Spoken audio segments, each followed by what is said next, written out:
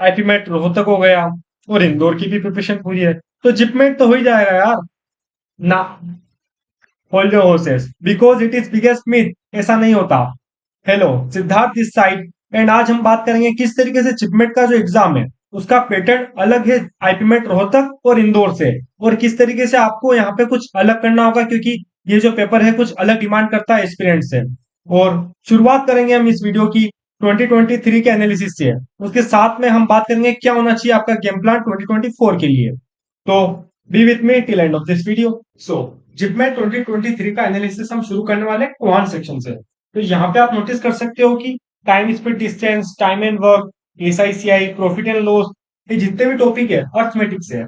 और इग्नोर सा कर दिया था लास्ट ईयर तो जिपमेट ने अर्थमेटिक को। लाइक उससे पहले थोड़े बहुत क्वेश्चन फिर भी कंसिडरेबल अमाउंट में क्वेश्चन पूछे जाते थे, लेकिन लास्ट ईयर तो बहुत कम क्वेश्चन यहाँ पे पूछे गए। स्टेटिस्टिक्स का वहां पे एक क्वेश्चन था, और काफी ज्यादा क्वेश्चन वहां पे पूछे गए मेंसुरेशन और ज्योमेट्री को। ज्योमेट्री में भी मेंसुरेशन से 6 क्वेश्चन वहां पे पूछे गए। ये काफी हाई नंबर होता है एग्जाम में, जहां पे 33 क्वेश्चन आ रहे हैं उसमें से सिर्फ 6 क्वेश्चन आप मेंसुरेशन से पूछ रहे हो। तो आपको काफी ज्यादा यहाँ पे इंपोर्टेंट बन जाता है कि आप ये टॉपिक अच्छे से करके जाएं। उसके साथ में सर्कल्स यहाँ पे पूछा गया था, और नंबर सिस्टम यहाँ पे काफी इंपोर्टेंट बन जाता है, 6 क्वेश्चन अगेन। उसके बाद में एल्जेब्रा से इक्वेशन और पोलिनोमियल से 5 क्वेश्चन पूछे गए। तो ये भी काफी इंपोर्टेंट टॉपिक है। साथ में प्रोबेबिलिटी है यहाँ पे 3 क्वेश्चन।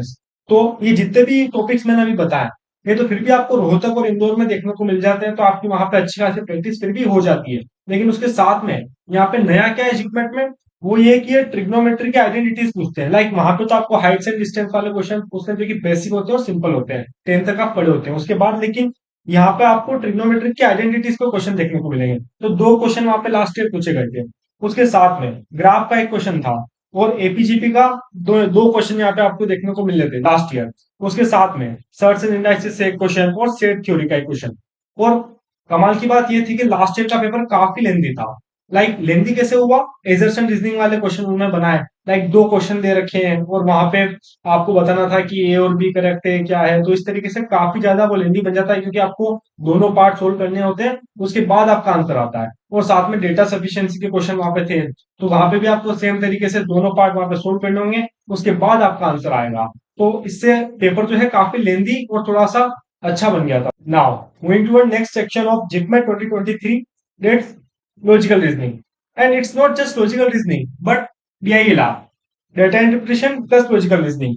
तो यहाँ पे टेबल चार्ट का क्वेश्चन यहाँ पे पिछली बार पूछा गया, और साथ में पाई चार्ट। और एक गेम यहाँ पे बहुत बड़ा ये होता है कि लास्ट ईयर भी यहाँ पे कोई क्वेश्चन यहाँ पे गलत पूछा गया था, तो आपको किसी भी क्वेश्चन में अटक के नहीं रहना, आपको आगे बढ़ते जाना है। अगर आपको लग रहा है कि क्वेश्चन में आंसर नहीं आ रहा है बहुत टाइम से, क्योंकि यहाँ पे टाइम काफी आपको मिलता है इस एग्जाम में, तो आपको आगे बढ़ना है। जो पहले आपको खत्म कर सकते हो पहले उनको खत्म करके फिर आपको इन सारी चीजों पे आना है। उसके साथ में जितने भी टॉपिक्स है काफी अच्छे से यहाँ पे डिवाइड कर रखे हैं उन लोगों ने। कोडिंग डिकोडिंग यहाँ पे 2 क्वेश्चन पूछे गए, सिटिंग अरेंजमेंट के 2 क्वेश्चन, क्लॉक्स एंड कैलेंडर के 4 क्वेश्चन। तो काफी ज्यादा इंपॉर्टेंट है टॉपिक कि आप इसको अच्छे से करेंगे। उसके साथ में डायरेक्शंस काफी सिंपल यहाँ पे टॉपिक होता है, तो आप इसको करके जाएं। मिसिंग टर्म आप थोड़ा सा आपको आइडिया लगाना होगा, तब जाके आपका यहाँ पे आंसर आता है, तो ये आपको यहाँ पे देखने को मिल जाएगा। उसके बाद एनालॉगिस के क्वेश्चन और ओड मैन आउट के क्वेश्चन, और साथ में ब्लड रिलेशंस। तो ये सारे टॉपिक 2023 में देखने को मिले थे। अब लास्ट में हम बात करने वाले हैं जिपमेट 2023 के वर्बल एबिलिटी सेक्शन की, वीआरसी। तो यहाँ पे वोकेबलरी काफी इंपॉर्टेंट हो जाती है, क्योंकि यहाँ पे 9 क्वेश्चन यहाँ पे पूछेगा डायरेक्ट वोकेबलरी, मतलब आपको सिमिलर वर्ड्स, अपोजिट वर्ड्स वहां पे पूछे जाते हैं। और वो भी आप अगर आपने वर्ड पावर मेडिसी अच्छे से की है, और जो मैंने बताया था vocabulary.com वेबसाइट, अगर वहां से आप वर्ड्स वगैरह पढ़ के जाते हैं, तो आपको सेम टू सेम आपको क्वेश्चन देखने को मिलेंगे। मैंने लास्ट ईयर दिया था, और मैंने एक भी क्वेश्चन ऐसा नहीं पाया कि नहीं ये मैंने पढ़ नहीं रखा। सारे क्वेश्चन जो सारे जो वर्ड्स वहां पे आए थे वो सारे पढ़े हुए थे। उसके साथ में इडियम्स का यहाँ पे एक क्वेश्चन था जो कि इजीली बन जाता। और कंपेटिवली अगर मैं कंपेयर करूं तीनों सेक्शंस को, तो बीआरसी का सेक्शन मेरे को सबसे सिंपल लगा। उसके साथ में ग्रामर के यहाँ पे 10 क्वेश्चन पूछे गए, तो ग्रामर में भी क्या पूछा गया, वर्ब्स एंड प्रीपोजिशन। तो आप काफी ज्यादा इंपॉर्टेंट है कि आप ये दोनों टॉपिक अच्छे से करे होंगे। उसके साथ में रीडिंग कॉम्प्रिहेंशन एक पूछा गया, जहाँ पे काफी सिंपल ये था, और यहाँ पे 5 क्वेश्चन इसके थे जो कि इजीली सबसे बन गए होंगे। उसके साथ में पेरा जम्बल्स के यहाँ पे 3 क्वेश्चन थे, और एक जम्बल वर्ड्स तरीके से ही था, मतलब पेरा जम्बल भी नहीं कह सकते इसको, मतलब काफी सिंपल ये भी था। उसके साथ में यहाँ पे करेक्ट स्पेलिंग यहाँ पे पूछी गई, 2 क्वेश्चन यहाँ पे उसके पूछे गए।